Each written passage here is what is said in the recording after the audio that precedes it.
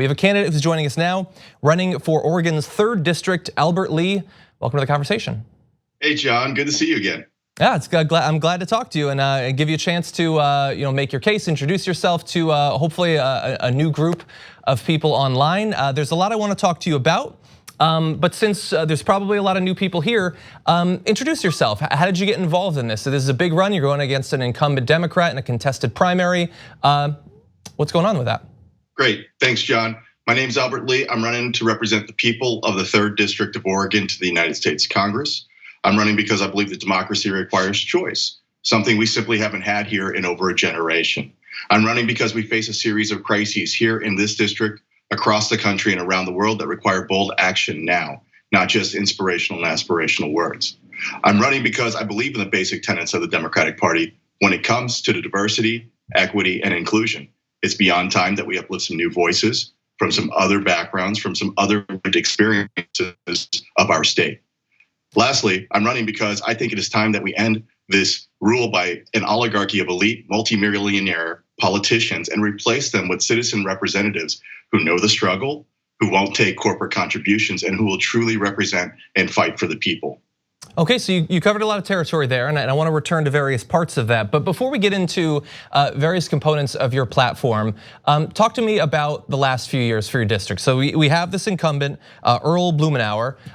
What has he been doing? How has he been using this powerful position that he's gotten?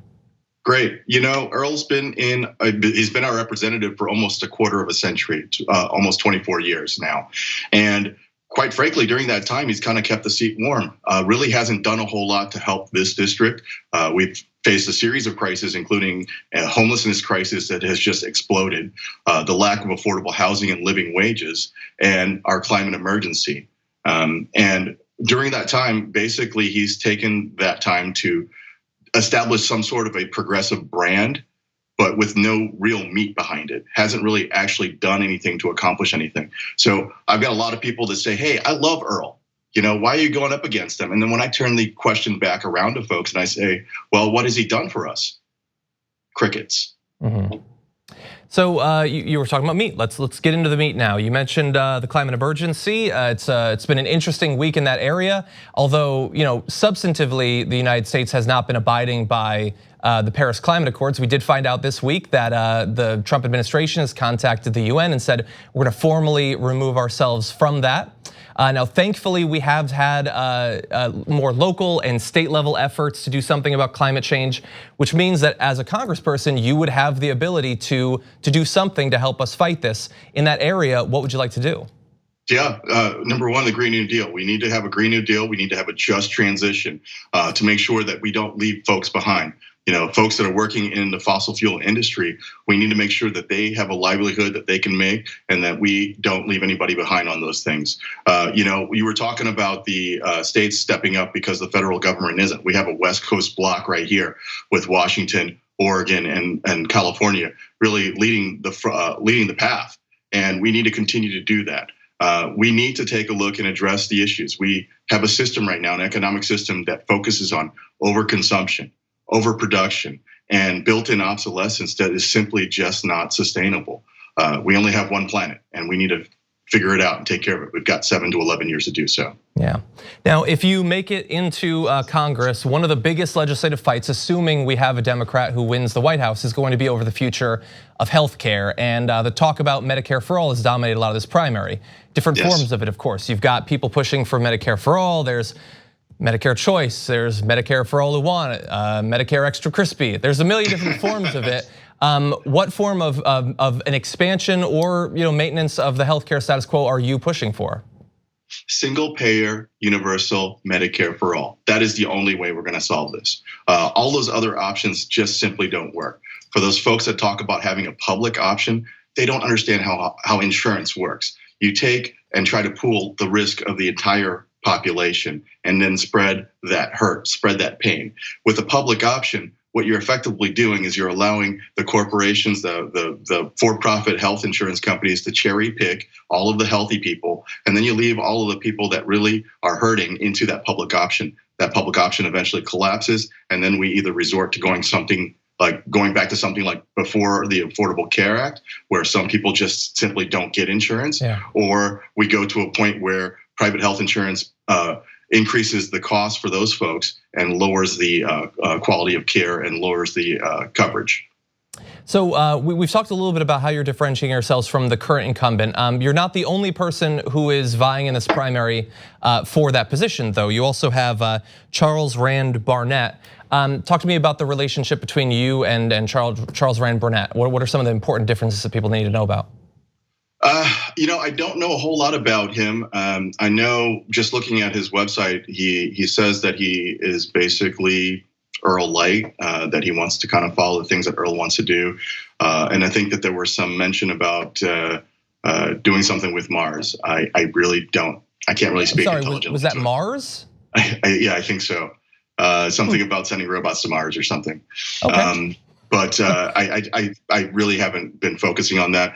I've been focusing on the future of this district and of our country. It's not about Earl, it's about our future. And when I look at it, I just say, hey, we need to have somebody that knows the struggle, that knows the experiences that people are facing here. People are sick and tired of having the same issues happening here. The concerns that we have are real, they are critical, and we need to address them. We haven't had anything in the way of addressing the homelessness crisis or the lack of affordable housing and living wages. And for me, I'm looking and I say, well, how many multimillionaire career politicians really understand and know what it means to live on minimum wage? Yeah, I do. How many multimillionaire career elite politicians know what it means to pay a mortgage-sized school loan? I do. Yeah. So we need folks that understand the struggles that we're going through and look for workable solutions that are going to take care of our entire district and our country. I'm sorry, this might seem like a weird aside, but I was just reminded of on Halloween, the conservative pundit Tomi Lahren. She dressed up like Alexandria Ocasio-Cortez and had a tweet mocking AOC, including mocking the fact that she had been a bartender.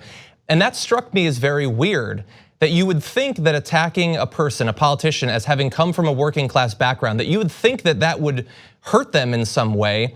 It seems to me as if people would be demanding more people who had come from positions like them, who knew what the experience of average working class Americans was like, less corporate lawyers exclusively.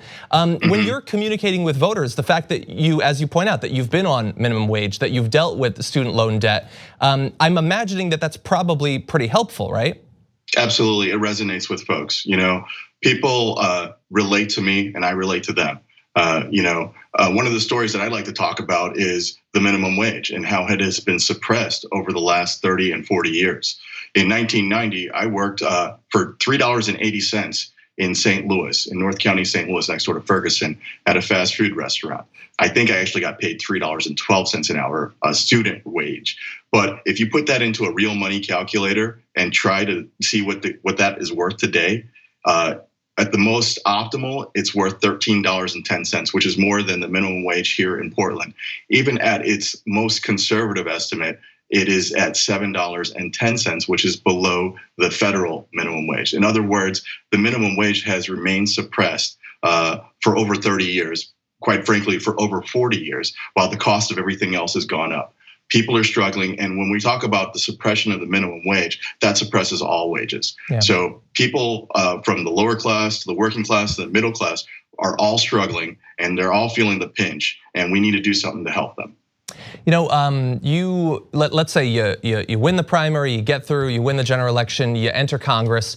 We don't necessarily know exactly what the political environment is going to be like then. I know that in the Democratic primary, in the presidential race, for instance, Joe Biden appears to think that if Donald Trump is defeated, that many Republicans in Congress are going to sort of come to their senses and start to once again work in a bipartisan way with Democrats. And there are others that believe that there's going to be a massive struggle, even if Trump is pushed out of the White House, to pass progressive legislation.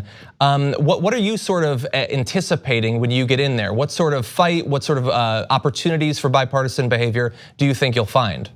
Look, I'm all for having bipartisan cooperation, but it does not mean leaving things on the table. It means fighting for what you truly believe in, and that's one of the things that I, quite frankly, have issue with Democrats generally. Is it seems like they negotiate themselves out of things before they even get to the table to fight against Republicans.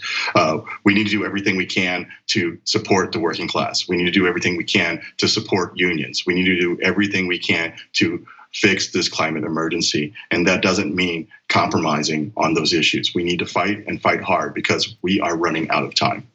And one final question. I noticed that brand new Congress has endorsed you. Have you been in talks with any of the other national, like large progressive organizations like that?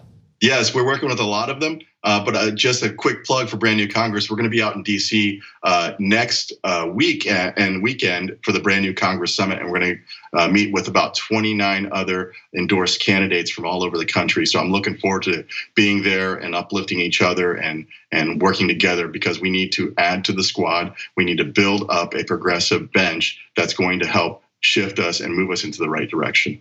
And where can our viewers find out more about you and your candidacy?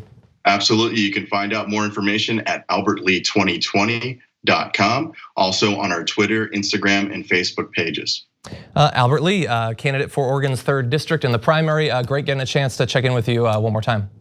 Absolutely. Thank you. Have a great night. You too. Thanks for watching this free clip of the Young Turks. Don't forget to become a TYT member today. For more exclusive content, join now at tyt.com/join.